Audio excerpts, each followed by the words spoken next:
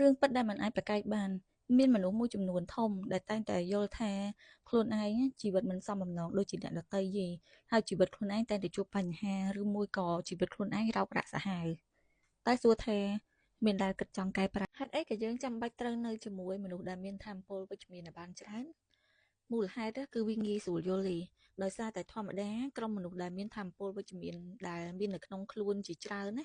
គឺយើងក៏អាចស្រូបទាញថាមពលវិជ្ជមានពីក្នុងខ្លួនអតីតកាលដែលធ្លាប់ឈឺចាប់យើងអាចចងចាំវាបាន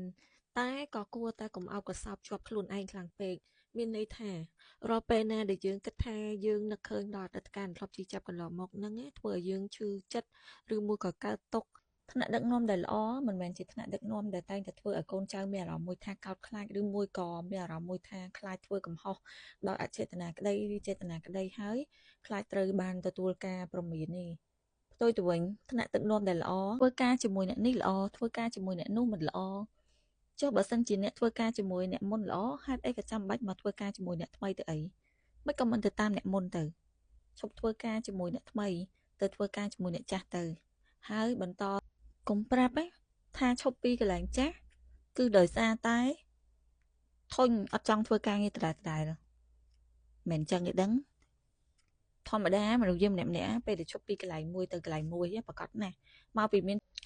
ណាគេខ្លះទៅធ្វើការតែដឹងថាខ្លួនឯងត្រូវធ្វើអីរឿងហ្នឹងគឺជាបញ្ហាមួយដ៏ធ្ងន់ធ្ងរបំផុតខ្ញុំចង់លើកទឹកចិត្តឲ្យអ្នកទាំងអស់គ្នាមុននឹងគិតថាចង់ទៅធ្វើការកន្លែងណាមួយគួរតែសួរខ្លួនឯងវិញថាគោលដៅរបស់កែអីអាចកែបានតែកែសន្តានមនុស្សវាជារឿងមួយដែលពិបាកបំផុតហើយអីដែលសំខាន់នោះតើមនុស្សហ្នឹងគឺមានអារម្មណ៍ចង់កែប្រែខ្លួនឯងអត់ហើយបើសិនជាមនុស្សហ្នឹងចង់កែប្រែខ្លួនឯងវាអត់អីទេតែបើសិនជាមនុស្សបែបហ្នឹងដែលអត់ចង់កែប្រែខ្លួនឯងទេមានមនុស្សដែលខ្វះភាពជឿជាក់លើខ្លួនឯងតែងតែភ័យខ្លាចជានិច្ចចង់ដឹងអត់ថាភ័យខ្លាចបែបណាភ័យខ្លាចថាអ្នកផ្សេងល្អជាងខ្លួនភ័យខ្លាចថានៅពេលដែលខ្លួនធ្វើអីមួយគឺខុសហើយគេនឹងចាប់កំហុសចេញប្រឡូកនៅក្នុងសង្គមកាន់តែច្រើនភាពឈឺចាប់បទពិសោធន៍នៃជីវិតមេរៀនជាច្រើននឹងបានបង្រៀនអ្នកឲ្យអ្នកដឹងថាតើនៅលើโลกនេះវាពិតជាខុសខើប៉ុណ្ណាបើសិន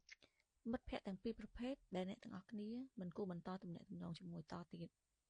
ទី1គឺមិត្តភ័ក្តិដែលអាចរួមសុខតែមិនអាចរួមទុក្ខជាមួយអ្នកទាំងអស់គ្នាបានទី2គឺមិត្តភ័ក្តិដែលអាចរួមទុក្ខតែមិនអាចរួមសុខនឹងគ្នាបានមនុស្សយើងម្នាក់មានដែលសម្គាល់មើលខ្លួនឯងអត់ថាមិនថារូបរាងកាយឬមួយក៏ផ្ទៃមុខឬមួយក៏កន្លែងណាក៏ដោយឃើញកន្លែងណាតោះគឺតែងតែយកចំណុចដែលទៅហ្នឹងយកទៅកែប្រែឬមួយក៏ទៅ